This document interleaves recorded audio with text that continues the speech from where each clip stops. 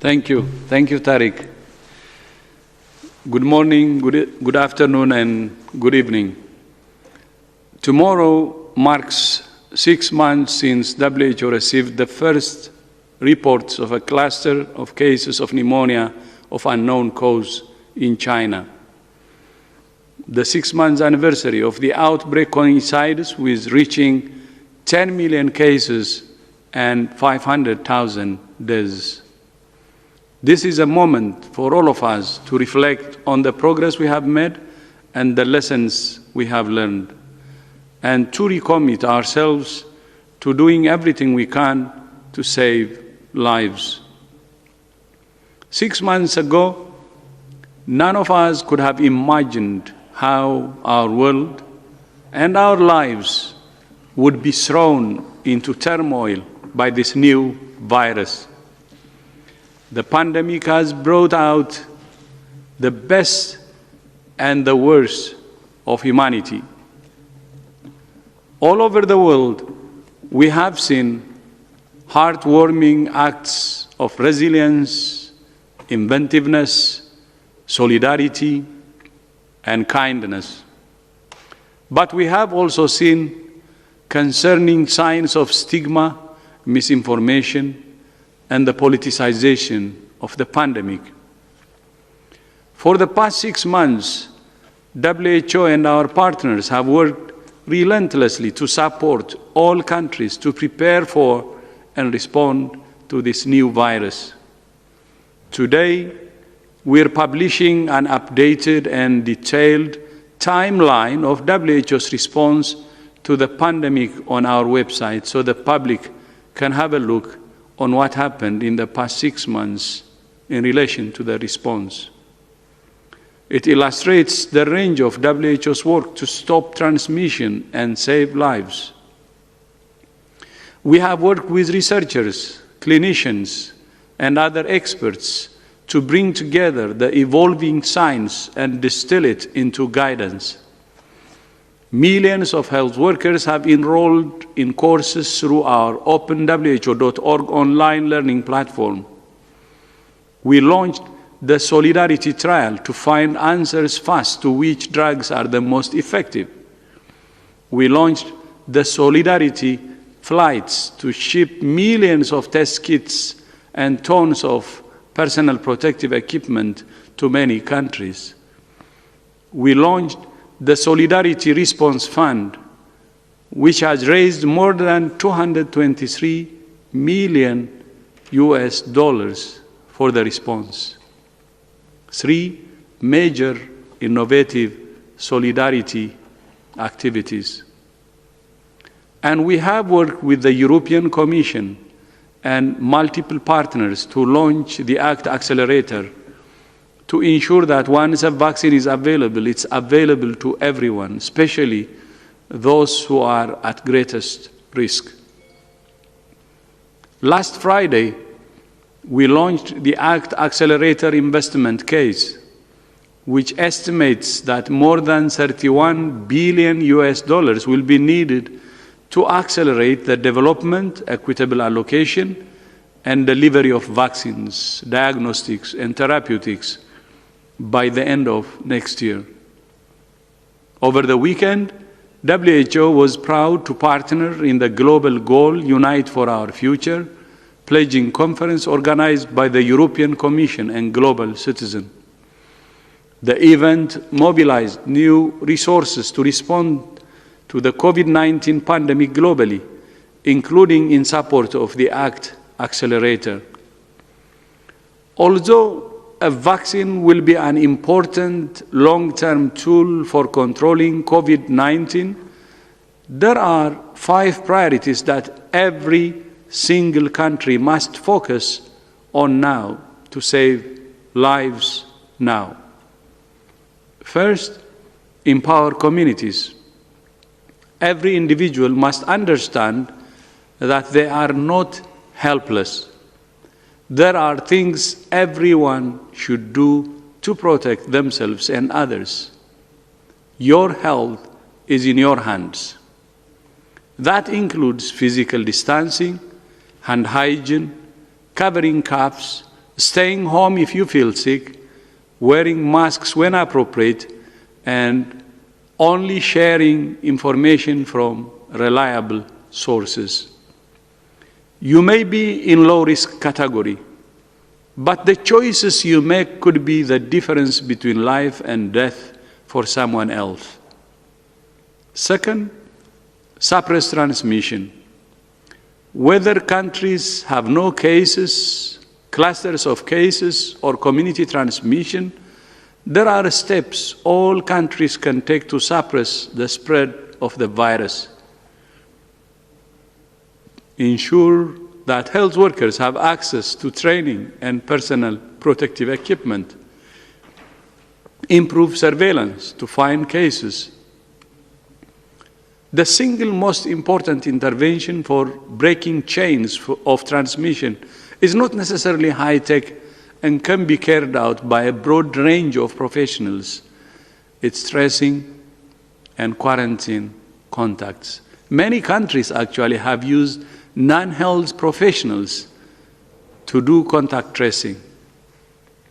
Third, save lives. Early identification and clinical care saves lives. Providing oxygen and dexamethasone to people with severe and critical disease saves lives.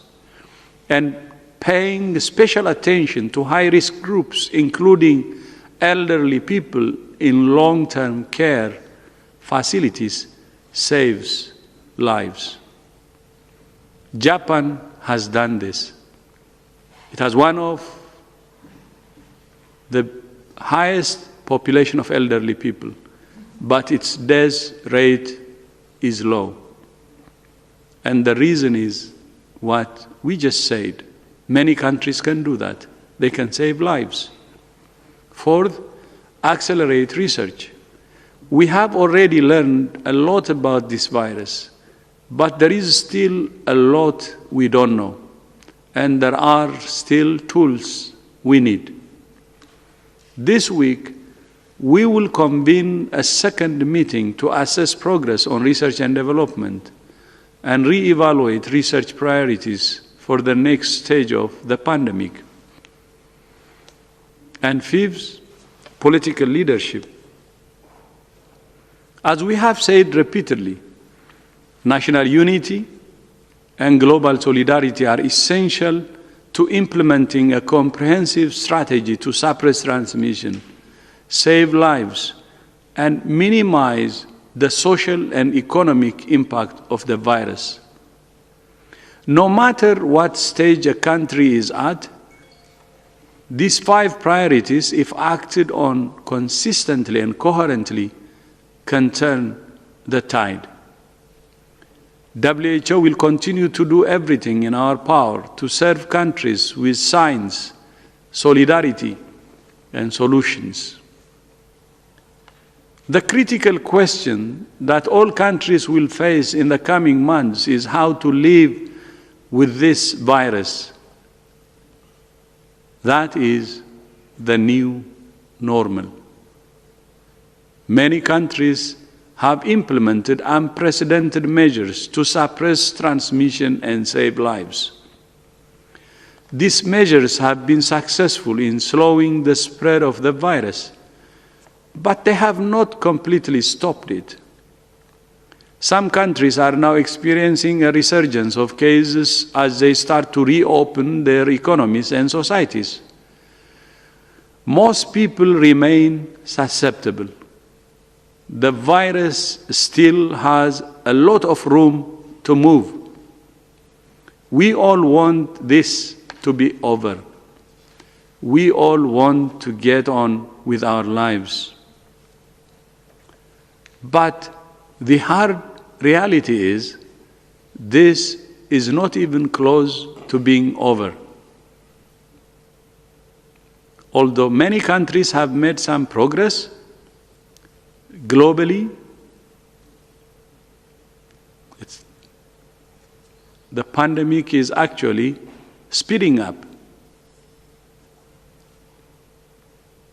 We're all in this together. And we're all in this for the long haul. We will need even greater stores of resilience, patience, humility, and generosity in the months ahead. We have already lost so much, but we cannot lose hope. This is a time for renewing our commitment to empowering communities, suppressing transmission, saving lives, accelerating research, and political and moral leadership. But it's also a time for all countries to renew their commitment to universal health coverage at the cornerstone of social and economic development, and to building the safer, fairer, greener, more inclusive world we all want. I thank you. Thank you, Dr. Tedros, for these opening remarks, marking the 6 months of pandemic. We will now open the floor to questions, reminding once again journalists that if they wish, they can ask questions in 6 UN languages and Portuguese. So if we are ready from the technical side, we will go first to Georgia, Georgian news agency, and we have with us Konstantin Yonatamishvili. If you hear us, Konstantin, please go ahead. Yes, Konstantin Yonatamishvili, I pressed. Georgia, thank you very much. My question is, for Georgia is a country with small economy, but at the same time with good results of fighting the coronavirus. What will be the mechanism to get access to the vaccine that will be developed, I hope, with the support of the World Health Organization? Are there any other possibilities to achieve so-called herd immunity besides vaccination? Thank you very much.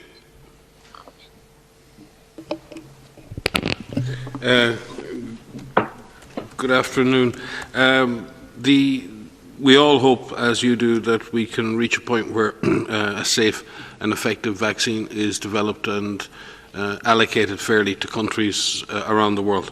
As the Director General has said in his speech, we don't have that vaccine yet, and there's a lot we can do now to suppress transmission, and I believe the Republic of Georgia has been doing well in this regard, both in terms of community engagement, in terms of suppression of transmission, and saving lives through adequate clinical care. But yes, we do hope that a vaccine will be developed. There have been over 133 candidates put into the system. A large number are now in clinical trials.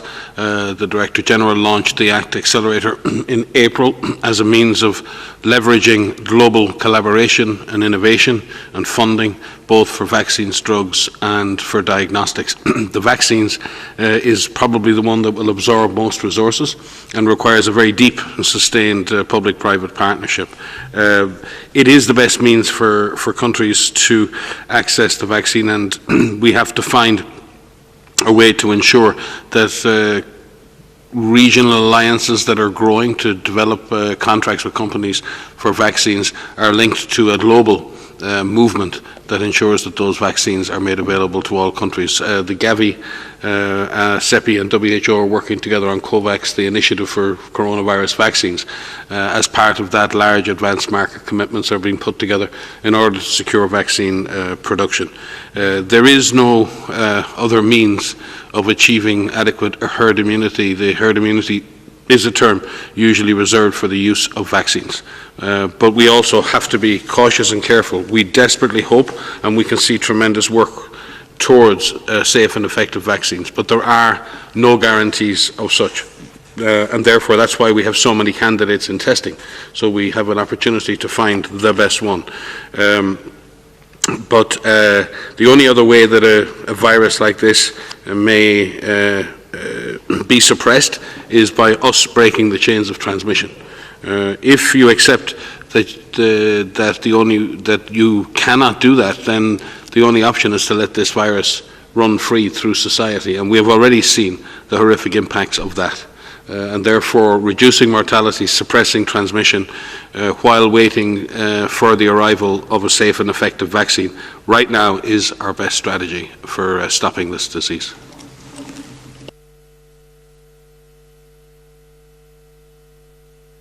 Yeah, thank you. I just would like to what my general said, Mike.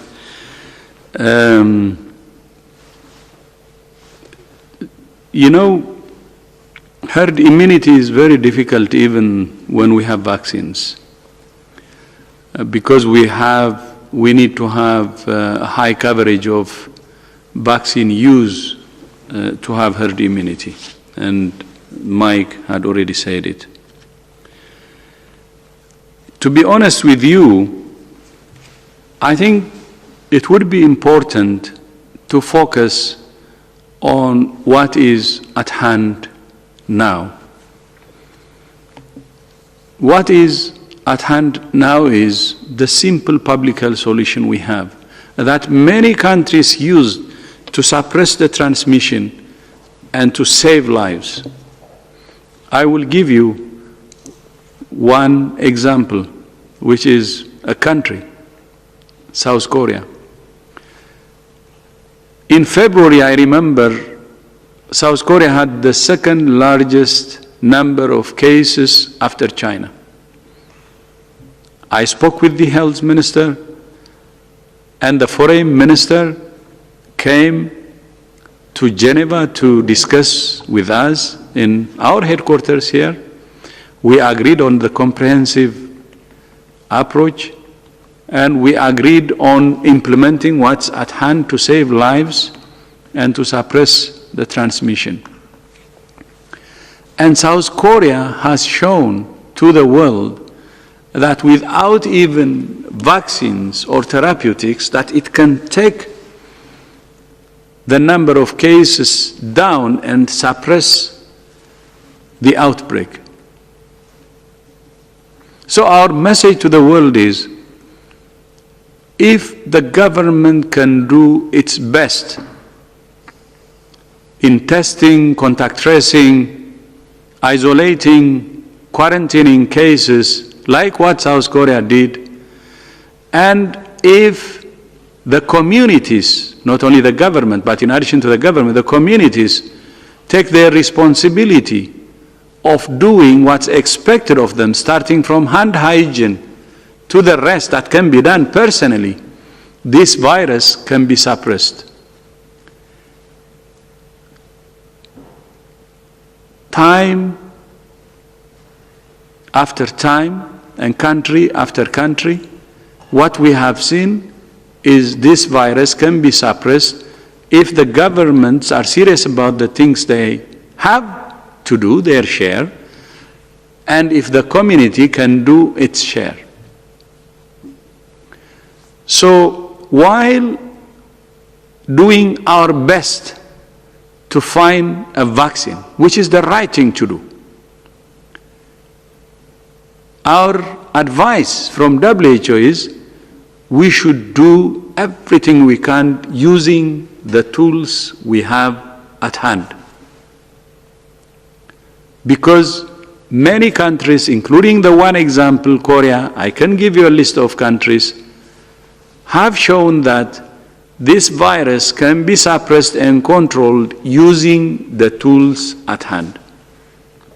So the basics are still important, and the basics are non-pharmaceutical, and they have shown their efficiency and effectiveness in controlling or suppressing this virus.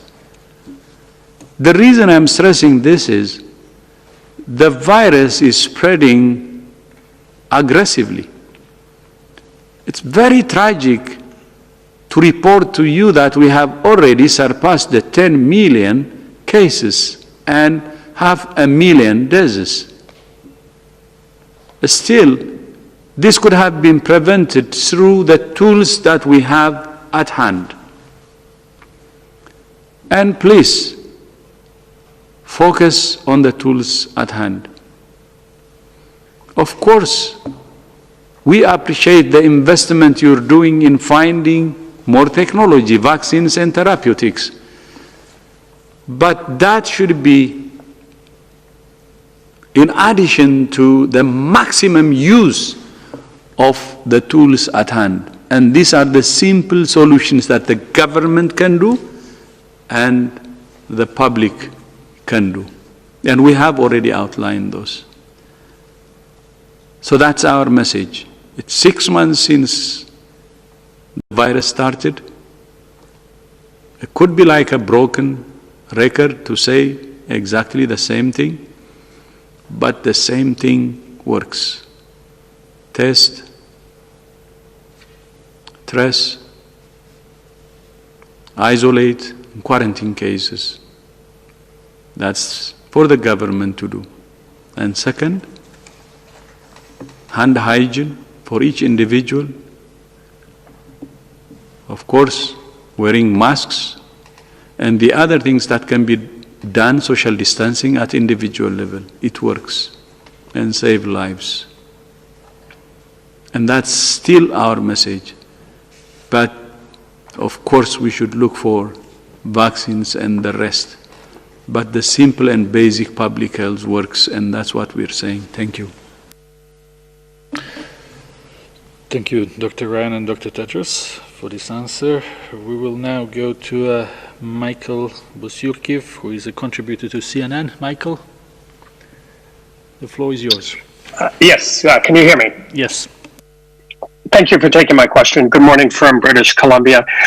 Director General, this question relates to your opening statement that the pandemic has brought out the best and worst in humanity, including politicization of the pandemic. Just a few days ago, Marco Rubio, Richard Gere were among 500 people who warned in a letter that democracy is under threat by certain authoritarian leaders due to coronavirus. They cited parliaments being sidelined, journalists arrested, minorities scapegoated, and most vulnerable sectors of the population face alarming new dangers. My question is the following, sir. Ambassador William Taylor told me that strongmen do not seem to be winning against COVID-19, that the virus is having a devastating effect on strongmen who aren't taking the steps that need to be taken. Do you have an opinion on that, or do you agree? Thank you. No, can you repeat? Sorry, I didn't know the ambassador you mentioned actually. Oh, sorry, it's Ambassador William Taylor. He's quite well known as a U.S. ambassador. He was in the congressional testimony a few months ago, served in various places around the world, and he's now with the U.S. Institute of Peace and studies strongmen a lot. And he said that if strongmen believe that they can take advantage of COVID-19 to suppress civil liberties, they're wrong, that this will backfire on them. Mm-hmm.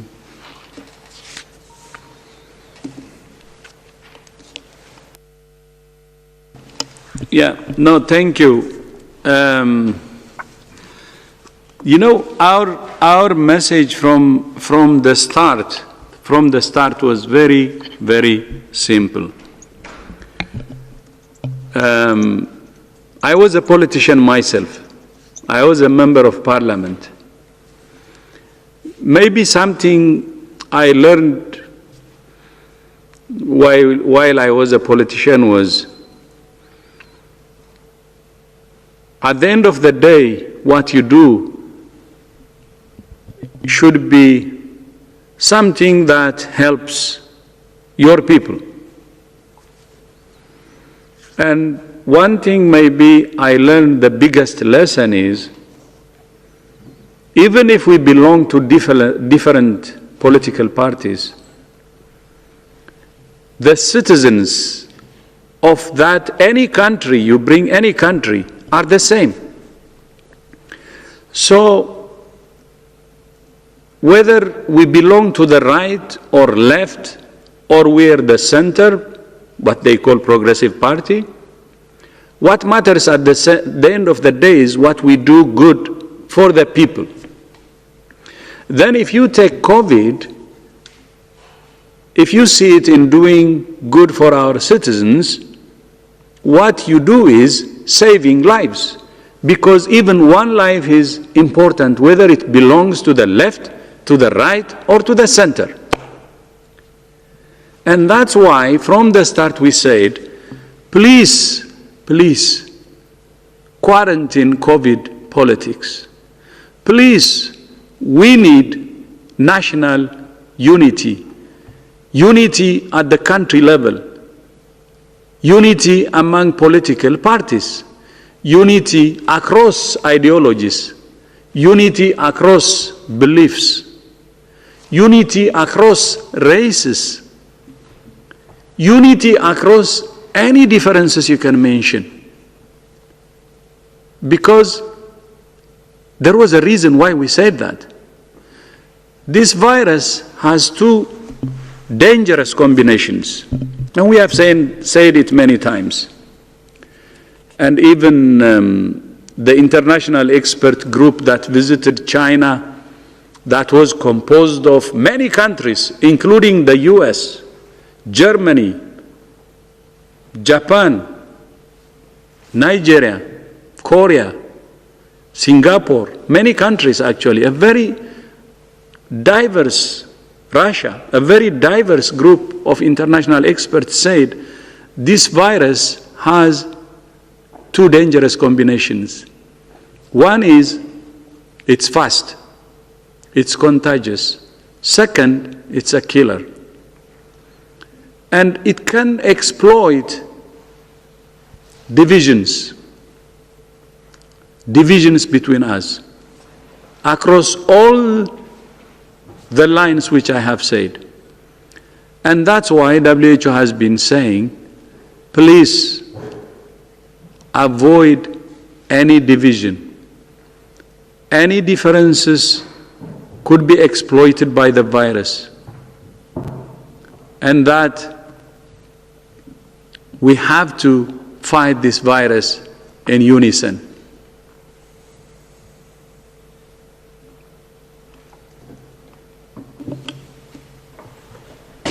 And that's why what you said, I mean, our message is still the same. It's not about one country or two countries or three countries.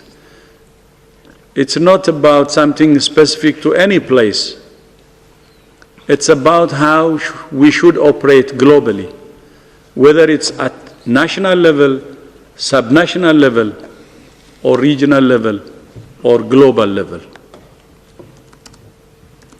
And with 10 million cases now and 500,000 deaths, unless we address the problems we have already identified as WHO, the lack of national unity and lack of global solidarity, and the divided world, which is actually helping the virus to spread.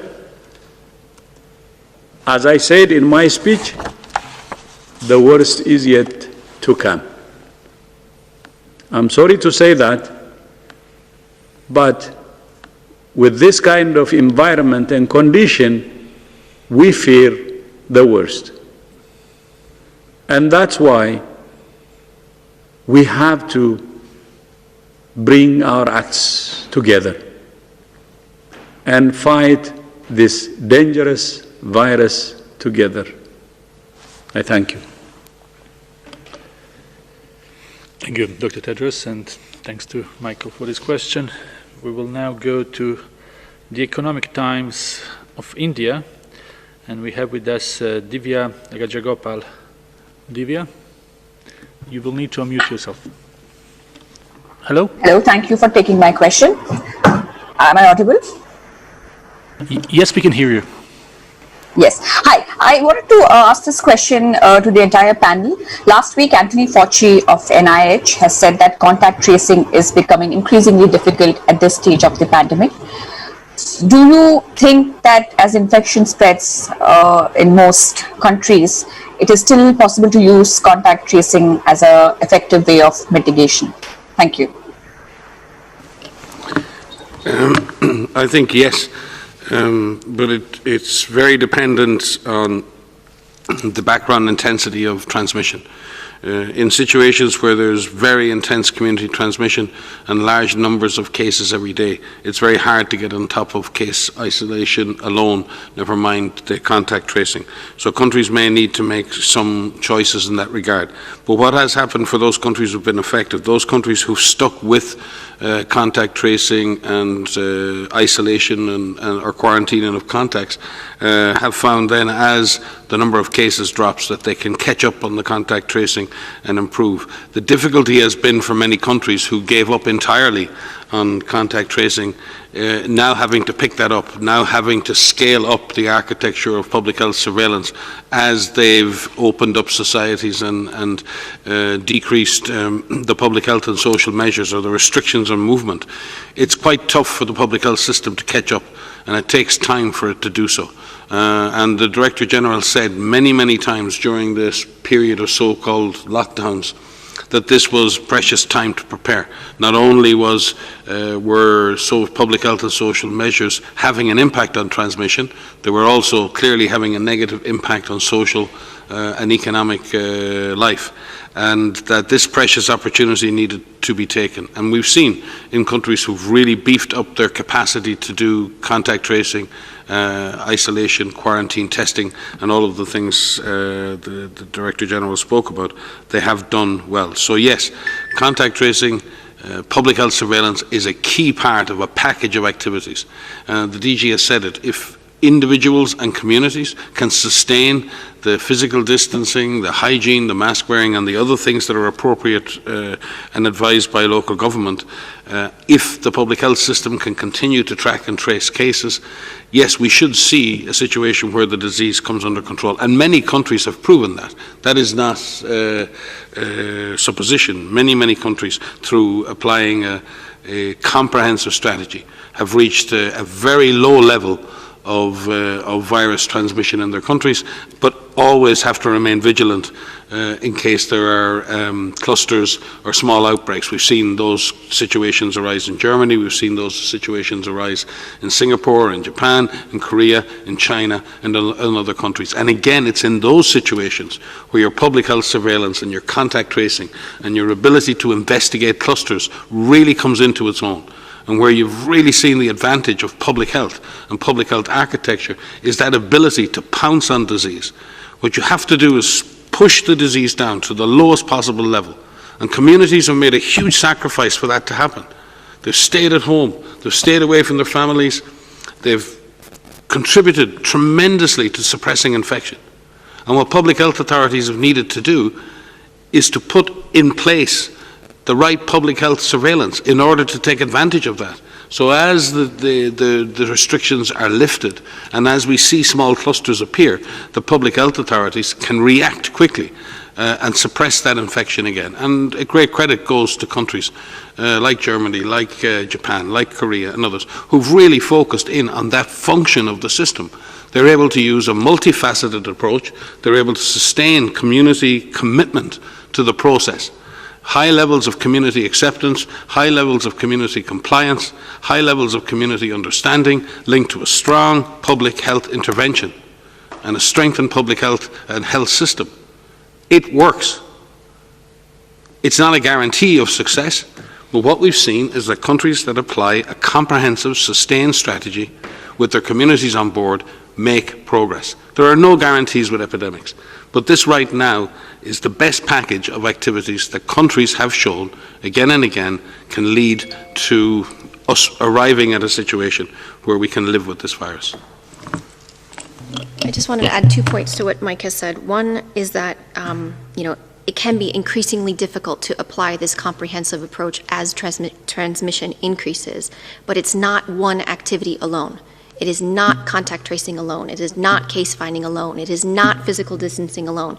You've heard the Director General, you've heard us say this all the time, but it's worth repeating because there tends to be a focus on a particular intervention, but it needs to be all of the above. And with an empowered community, with an engaged community, with listening to the community and having the community listen and adhere to the public health measures that are in place, this can be done. And so it can be increasingly difficult. But what we have seen is in countries that have been in an overwhelming situation, they've prioritized these activities, these interventions, into specific areas within the countries where transmission seems to be the highest intensity, perhaps related to a super spreading event or a particular cluster, and bringing that transmission down from an overwhelming situation to clusters of activity, and from clusters of activity to chains of transmission. And the other point is that it can be turned around. Again, many countries are seeing situations where they're feeling completely overwhelmed. And we have seen many countries demonstrate that you can turn this around.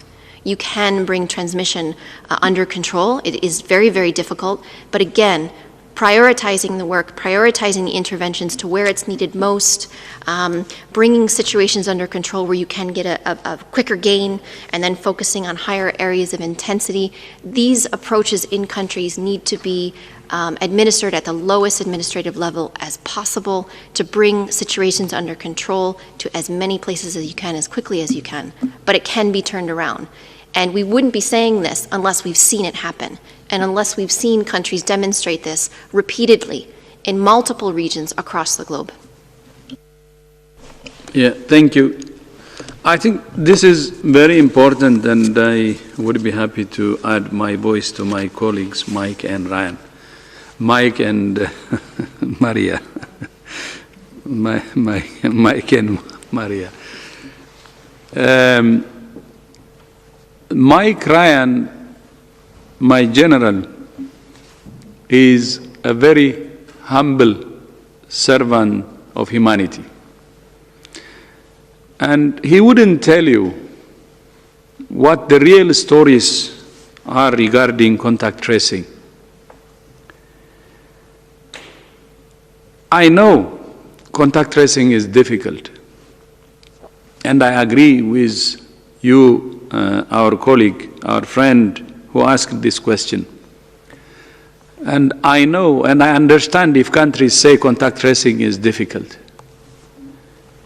But if you want to try difficult, probably add contact tracing, the number of cases you trace, with a situation which is dire to your life, meaning try it in a place like North Kivu in DRC, where 20 rebels operate, armed rebels, and where security is not there, where your own security is precarious, and when Mike Ryan was leading the whole effort.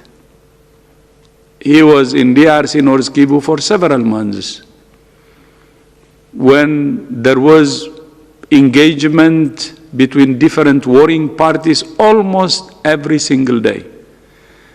And when you would do contact tracing of 25,000 a day, despite that security situation. You know, he didn't send me actually, somebody sent me from the front lines, Mike Ryan wearing the helmet, bulletproof, and also the jacket, bulletproof, and going to communities to do contact tracing and the rest, because he had no option. If you can do contact tracing in that condition, risking your life, and he's the most senior person in terms of emergency response, one of the most senior, doing contact tracing in a stable and peaceful place wherever it is in many countries, should that come as even an issue? I'm just asking. If there is a single failure for many of our countries to really not hunt down this virus, is our failure in contact tracing, because we have lame excuses saying It's too many, and it's very difficult to trace because there are too many. Trust me, there is no too many, even in a war situation. If contact tracing helps you to win the fight, you do it, even risking your life. Forget about a place where there is peace.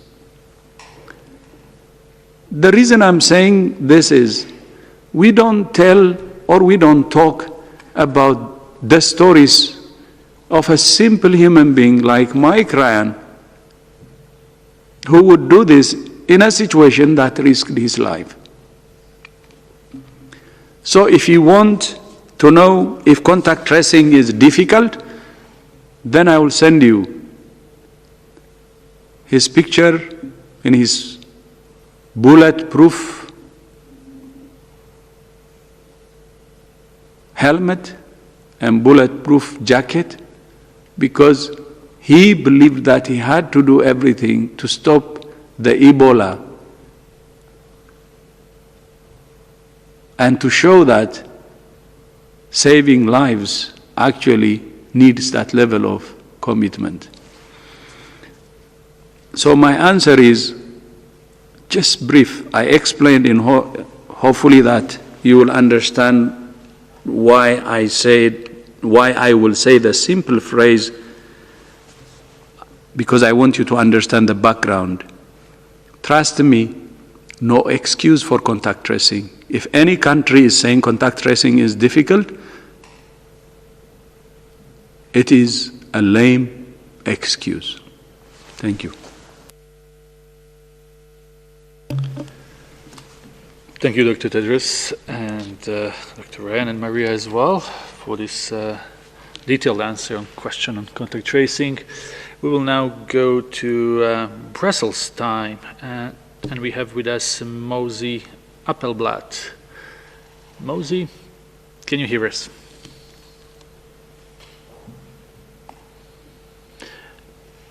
You just need to press unmute.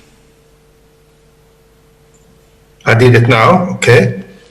Hello? Now we can hear you. Yes, we can hear you. Okay, thank you very much.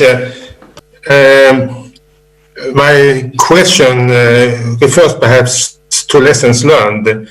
The previous question was about contact tracing, and as you said, it was not very much applied perhaps in the beginning because most countries were overwhelmed by the number of infections.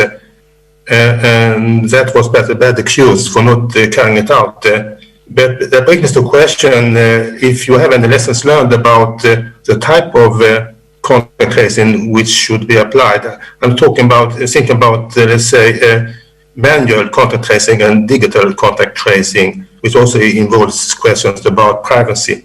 And that brings me to my more overall question, because I remember that there was a World Health Assembly which took place in May, I think, and it decided that WHO should, at its own choice of timing, perhaps initiate some kind of evaluation of its lessons learned of the response to the coronavirus.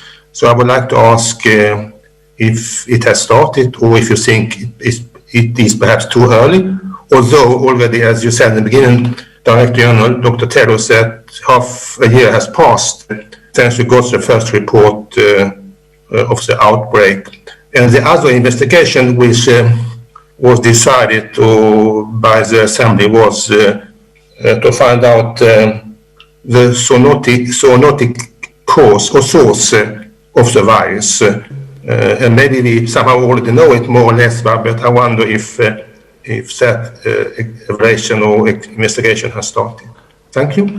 That's a lot of question, and I did forget to remind everyone, as I do usually, that we take one question per person. But Dr. Ryan will try to help. I will take the last one. The last one on the zoonotic source. WHO has been saying that knowing the source of the virus is very, very important. It's science, it's public health. We can fight the virus better when we know everything about the virus, including how it started. and we will be sending a team next week to China to prepare for that, and we hope that that will lead into understanding how the virus started and what we can do for the future to prepare. So we're planning to send a team next week. Thank you.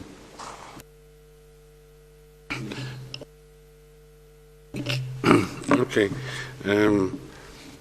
I think and if we listen to interviews and others done by people who've led contact tracing in places like Singapore, in Japan, and in other countries, the primary success of contact tracing has come from a well-organized human workforce, able, number one, once a case is detected, once there's a positive sample in the lab, maybe it's from the emergency room, from the hospital, from the community, that there's an instant response where a case or their family can be interviewed, that contacts are identified quickly, and in that sense, the highest risk contacts. You can have a contact list that's 10 and you can have a contact list that's 10,000 people, and you have to decide how far and how deep you go with listing potential contacts. They all have to be contacted and followed up. Of those who are followed up, you're asking, in most countries' situations, you're asking for those contacts to be self-isolated or quarantined at home. In some situations, people are asked to quarantine in a facility. So it's a very complex set of investigations and then communication between different groups. And one group has to hand off the process to another group. So it's a complex interaction of public health activities. Now, obviously, when you're moving information around and you're trying to, the lab has to inform the contact tracers and the contact tracers have to inform the people organizing quarantine, all of those require a lot of transfer of information. And there are a number of digital tools that have really helped with that process, like the system developed by WHO, GoData, which has been implemented in a number of countries. And that allows public health authorities to integrate data from different sources within the system. There's no privacy issues there because that's really about being more efficient with publicly held data. There are then other applications that have been developed which allow for mobility tracking or identifying potentially other high-risk contacts, Bluetooth-enabled apps that allow that to happen. And some countries have implemented apps like that. And those apps can be useful in identifying contacts who may not have otherwise been listed, and in some ways also for looking at overall population risk for transmission. Some have worked, some have not. Some have been very well accepted at community level. Some have raised real issues regarding data protection and human rights and other issues. So it's important that we continue to innovate with these tools, but it's also important to recognize that that aspect of the digital revolution is innovating and providing potential solutions and tools. The core process is still a core human-driven process. It's about humans contacting humans and asking questions about potential exposures and following up with other human beings. This is not an automated process. It cannot be automated in that regard. And I think that's where most countries have struggled. It's one thing to develop an app. It's another thing to identify and train a human workforce that can go out and be disease detectives. And you'll see that in most countries who've been successful. What they've really managed to do is train community-based people who know their localities. They've trained them in how to do contact tracing. They've trained them how to follow up within their own communities, and that's much better accepted. And we found the same in Ebola in Congo. If you bring contact tracers into small villages where people are outsiders, it's a potential flashpoint. So the more localized the response is, the better. And localization of public health intervention is a very important concept, and it's something that governments need to address. So I think that would be my advice. Localize contact tracing, bring it down to the lowest level, have it as much as possible based in and done by the community, and enhance the efficiency of that where you can with digital systems and applications as appropriate. But they're not in themselves the answer. With regard to your second question regarding what have we learned, we're learning a lot. And interestingly, when we talk about contact tracing, we had a major meeting 2 weeks ago from experts from all over the world who've been implementing contact tracing. Today we have a meeting of the steering committee of GORN, which is considering the outcomes of that meeting. I think tomorrow we begin a meeting on what we've learned in research over the last 6 months in the next few days. And right now, at this 6-month period, we've been doing ourselves internally a number of internal retreats looking at what we've learned over the last 6 months. Our program, the emergencies program, here is under the routine assessment of the Independent Oversight and Advisory Committee, which is a body that reports directly to the World Health Assembly. They've completed their first interim review of the response and the performance of our program in that. That review was published at the time of the World Health Assembly, and in fact that committee has had a briefing today with the mission representatives of all the WHO member states. We will continue, and that committee will continue with that review. There are currently reviews planned around the IHR Review Committee, and obviously the Director General is pulling together a systematic independent evaluation based on the WHA resolution. But we're doing internal operational reviews. We continue to review all of our performance. We review all of the language, and I'll hand over to Maria because she may be able to also tell you how we're really looking at the science and what we've learned over the last 6 months. Thanks, Mike. Yes, so we've said this almost every time we've been up here, that we are constantly learning and we are constantly evolving our guidance to fit what is known about this virus that we didn't know about 6 months ago. I think the way that we do that is through our international networks, where we are speaking directly with frontline workers every day, whether these are clinicians and public health professionals, whether these are virologists, laboratorians who are working with specimens, with samples, looking at sequences, whether we're looking at people who are working on infection prevention and control to prevent transmission in healthcare settings, looking at epidemiology and modeling, understanding transmission and where transmission is happening, how transmission is happening, and how that affects our guidance and our advice. We are constantly looking at how we adapt our information that we share with you, and we are very careful with how we explain the situation about what we know, about what we don't know, and most importantly, how we're working with our partners to address those unknowns, because that is a constant evolution, especially with a new pathogen. I just want to mention one last thing is about what you can do yourself. The Director General mentioned this in his speech, but please feel empowered. Please know that you can do things yourself to prevent yourself from getting infected. And importantly, not only protecting yourself, but protecting your family and potentially somebody who is part of a vulnerable category, who has an underlying condition or maybe of advanced age, who will go on to develop severe disease if they are infected. So knowing what you can do, if you're in a situation where there is increasing transmission or intense transmission, if you're asked to stay home, please stay home, because there are many people who can't. And those individuals who are working in healthcare facilities, who are caring for infected patients, who are in ICU, who are in hospital beds, they can't stay home. And if you can, please do. We know this is difficult, and we know that people want this to be over, and there are many things that we all want to do. But it's going to be difficult for some time before we get out of this. But we will. And so not only do governments need to have strong leadership and be very clear on what needs to be done, adapting that to the most localized level as possible, you yourselves can also play a role. Men, women, children, all of you, all of us have a role to play. Many thanks. We had a bit longer answers today, but it's because questions were good. We will take 2 more questions before concluding this press briefing. First, we will go to Chen from China Daily. Chen? Hi. Dr. Tedros, you have repeatedly voiced concern over stigmatization and politicization of COVID-19. But U.S. President Donald Trump, just last week in speeches and rallies, continues to use words like Kung flu or China virus. Does WHO consider this as seriously undermining the global solidarity? And do WHO usually convey such concern to your U.S. contact, like U.S. CDC? Thank you.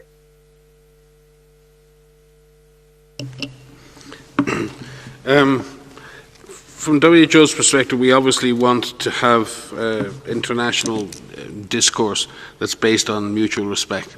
And in that sense, we encourage all people at all levels and in all countries to use language that is appropriate, respectful, and is not associated with any connotations that are negative.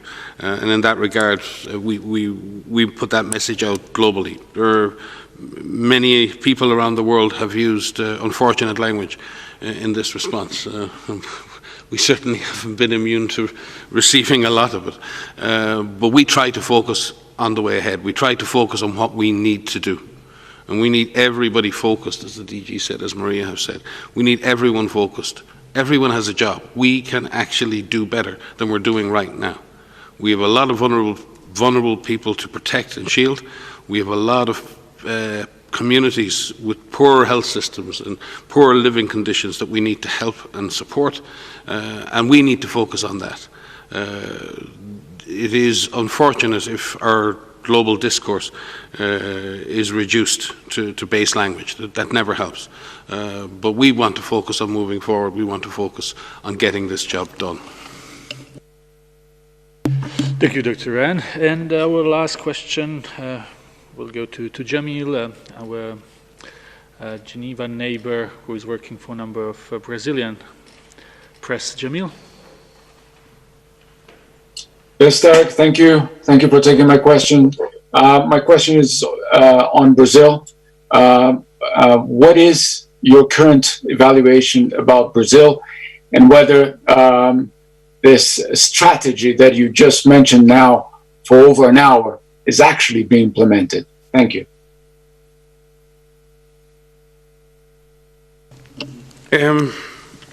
Certainly in the Americas, things, and I'll come to Brazil, but overall in the Americas, the situation is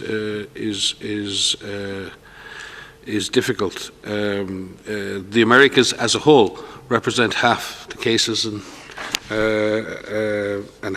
almost half the deaths in the whole world.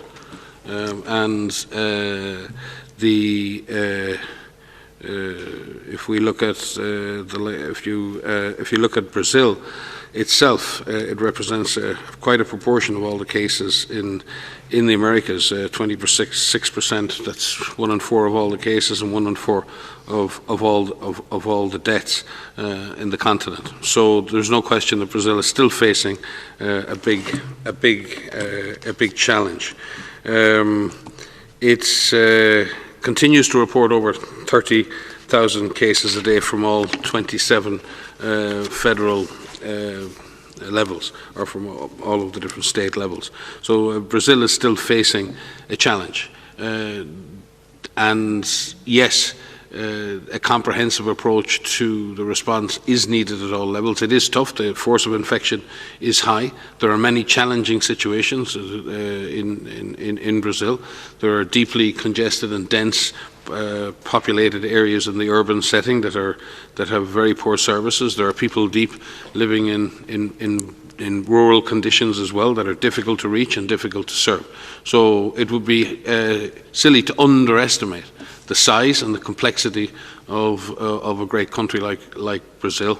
But equally, it would also be important to recognize that Brazil has a huge and proud history in the management of infectious diseases, and has many excellent scientific and other institutions, and has shown a tremendous capacity not only for combating infectious diseases, but developing vaccines that have stopped diseases like yellow fever in so many other countries. So yes, we would encourage again once more that Brazil continues the fight against the disease, that Brazil links the efforts at federal and at state level in a much more systematic way, that there is a focus on a comprehensive approach to controlling the disease and doing that in a sustained fashion. It is easy, obviously, to criticize any individual country, and no country, no organization is without criticism or without fault or without difficulty in this response. Again, today's message is not about what happened last week, last month, or the last 3 months. And when the Director General talks about politicization as well, we all need to recognise that in many countries, the government is the government of the day, and we need to find a way for each government to find the way forward, for each government to serve its citizenry, for each government to serve its people. And we need to encourage and support governments in doing that. We need to find all of government, all of society approaches. And when we talk about avoiding politicisation of the virus, that cuts both ways.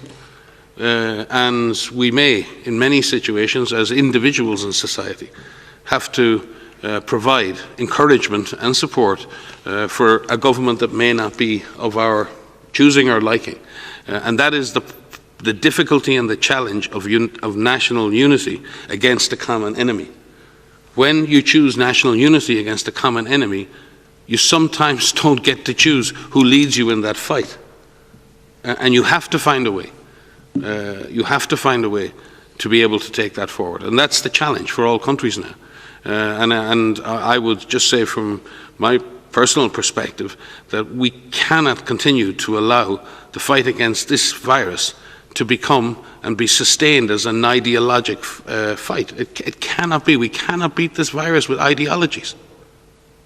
We simply cannot. And I think everybody now needs to take a step back at 6 months. Everyone, every individual needs to look in the mirror and say, am I doing enough? And every politician needs to look in the mirror and say, am I doing enough to stop this virus? And I think we need to have a big conversation with ourselves on this. And now is the time, because we don't have time to waste. If I just may briefly add, it has nothing to do with the politics, but it's about the science. And I would like to ask us to side on the side of science, and to side on the side of public health and experience. We are learning from experience. We are learning about this virus. We know what works. We're not saying that it's easy. We're not saying that it will not take more time, and it will be difficult for individuals and families and communities and nations. But we are adapting our approach and tailoring our approach based on what we are learning. And we need people to be with us with this science as we communicate this with you, as we adapt it within our guidance, as we modify these approaches going forward. We know what works in suppressing transmission, and we know what works for reducing mortality. Let's do that. This will conclude a longer than usual press briefing. Still, we will have an audio file sent to you soon, and the transcript will be posted tomorrow. From my side, I wish you a very nice evening.